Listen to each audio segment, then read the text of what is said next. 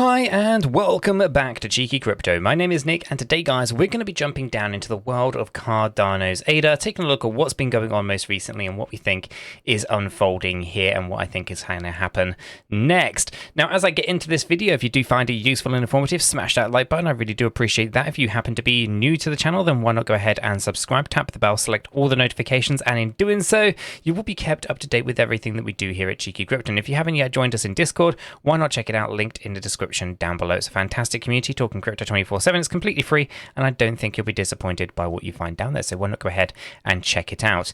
And yeah, let's just jump right down into this thing, right? We're going to be taking a look at a couple of different charts. We'll also have smart money concepts here. We'll have a look at Elliott wave theory. We'll take a look at the macro view as well. So we'll start off with Elliott wave, just kind of following on from completing our 5-wave structure, which was truncated at the end here, but that's okay.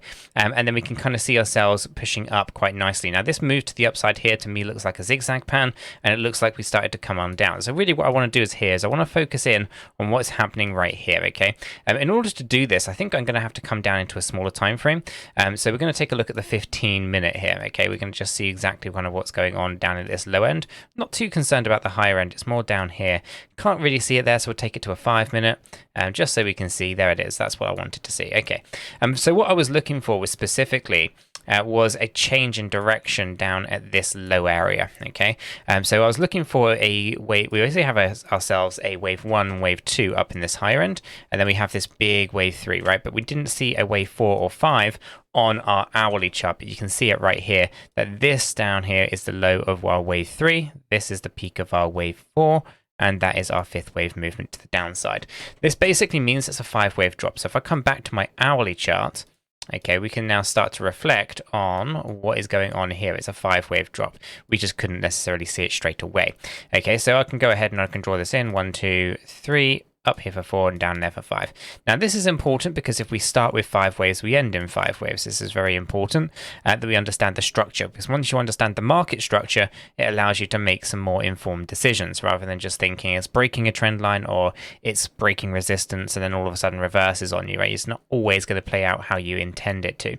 So I'm going to put a peak up there, that's 41.93. Okay, that's the origin of our wave 1. Now, in order for us to have another 5-wave structure in a zigzag pattern, an A, B, and C structure, then we cannot cross higher than 41.93. And if we were to think of this as a bigger impulsive structure as a 5-wave structure down, as in we have a wave 1, wave 2, wave 3, 4, and 5 still to come, then again, we cannot peak higher than 41.93. This basically means that we have a hard and fast rule to say that if we do go up higher than 41.93, then we are not going to be looking at this 5-wave structure as the beginning. It's going to have been the end of a move. And it's only possible to have that under a 4th wave like this corrective structure, and it would be a flat wave, and that would be a running flat in this particular case, okay? So it'll be interesting to kind of see how that plays out. And again, our wave 1 of our higher moves are all the way up here at 42.77, so this run could be a pretty big wave 4 if we were to think of it slightly differently, and it would be looking at it like this. Actually, it's not even that way around. It would be, where's my structure? It'll be here. Down, up, and then down again, like so. Okay, that would basically mean that our wave 3 must end here with a truncated. So it's not perfect by any stretch of imagination, because I don't think that actually fits. So maybe, you know, I was right by thinking it is going to be in a start of a zigzag pattern or impulsive pattern. But we have our rules and we know what we're looking for should any of those things get hit. So ultimately, if we want to be bearish on the market, we're looking to stay below 41.93. And if you're looking to be bullish on the market, you're looking for breaking that and potentially going up higher than 42.77. Okay, so now we have an idea of the market structure, right? We have a 5-wave move going down, and we can only really explain that through a running flat correction. And if that is a running flat correction, it will pull into question everything else that's happened just before it. And, you know, that's fine. We can address that if we needed to. Means that we have this corrective structure to the upside. Nothing terribly too unusual about that. And we have an interesting kind of structured move coming down here. Quick correction up and a move to the downside. So this is the next area of interest. Okay, we need to get an idea as to kind of what is going on in here. It doesn't look like it has met any of those impulsive trigger points. So it does look like it is corrective at the moment. You can see that there. We are between the 1 and the 1.236, and then we reversed. It basically means that this is corrective right in here. So A, B, and C, and there's nothing more to that at the moment. So that looks like we've kind of completed that structure, and we can talk about a bit of a move to the upside. Part of this means that we might actually see ourselves really testing those highs up there, and maybe a double top, maybe piercing above that 41.93. So the next directional move on this hourly chart should be to the upside. Now, there are some obvious concerns. One is we'll find ourselves with a bit of resistance on this 50 EMA, okay, and potentially the 200 EMA. They're very close, and they could be a trigger point for us to break down. So although the next move appears to be upside, we can obviously acknowledge that this C wave can convert into a bigger, deeper move if it needed to. So although it has met its minimum requirements and it's kind of already done what we would kind of expect it to, and our next move should theoretically be to the upside, we have to consider that there is a bit of resistance right up here at the moment. And if we do get rejected from here, well, I think we're going to see that extension on that C wave, turning it potentially even into a wave 3 situation. Okay, so from an Elliott wave theory point of view, we can kind of use what we've got here to our advantage. We could be looking to short the market and put in our stop loss up here and put in our take profit a little bit lower, targeting out a good R&R, so risk reward ratio. Alternatively, we can wait for confirmation of the move and then kind of react accordingly to that. Now, if I come over into our smart money concepts, we can see some pretty interesting stuff that has unfolded. So obviously we had our higher highs and higher lows over this side. Again, nothing terribly too unusual, kind of the typical kind of stuff that we talk about. Higher highs, higher lows go to the downside, and lower highs and lower lows like these ones here have that tendency to break to the upside.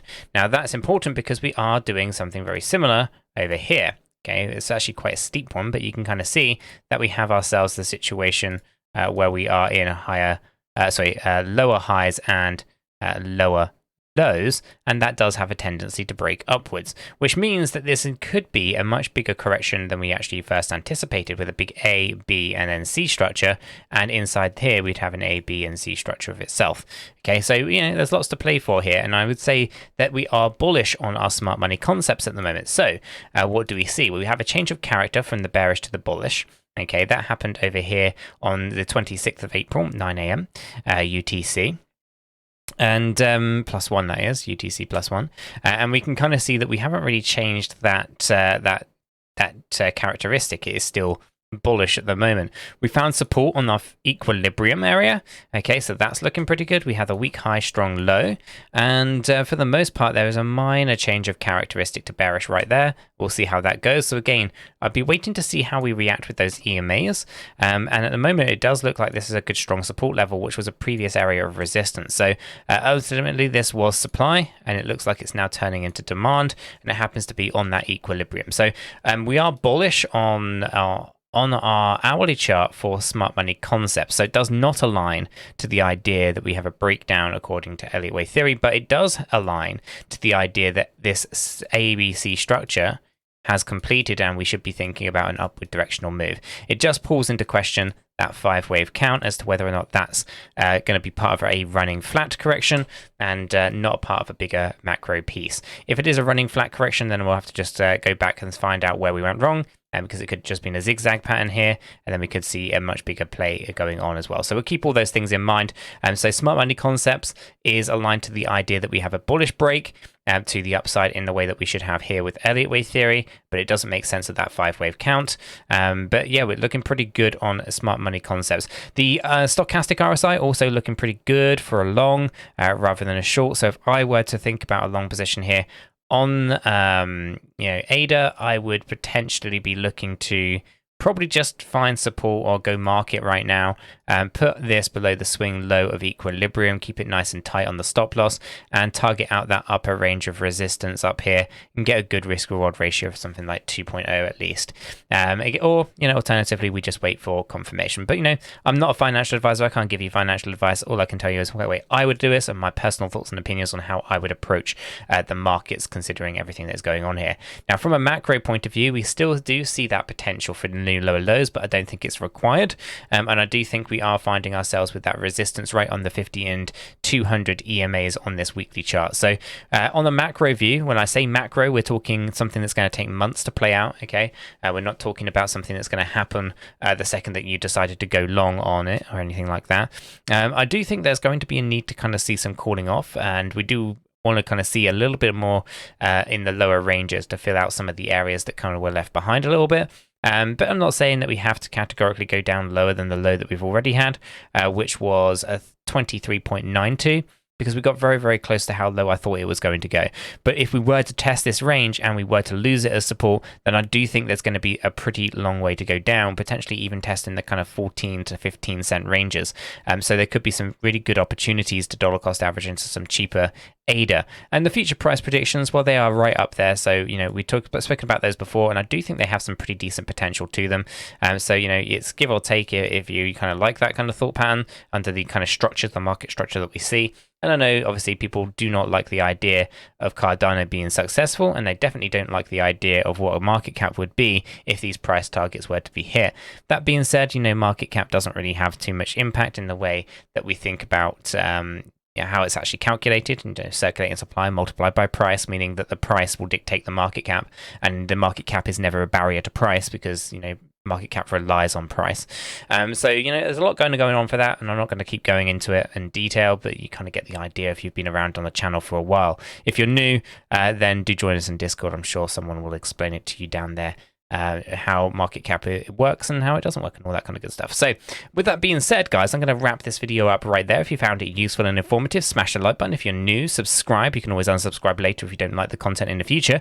And yeah, join us in Discord. We'd love to have you down there. Until the next one, though, guys, have a fantastic day. We are not financial advisors, and none of what we have communicated verbally or in writing here should be considered as financial advice. It is not. Do your own research before investing in any digital asset or affiliate offers, and understand that investing in any crypto is risky. If you do, you need to be prepared to risk your entire investment. This video is for information and entertainment purposes only. All our videos are strictly personal opinions. Please make sure you do your own research and never take our opinions for financial guidance. There are multiple strategies, and not all strategies fit all people. Our videos are not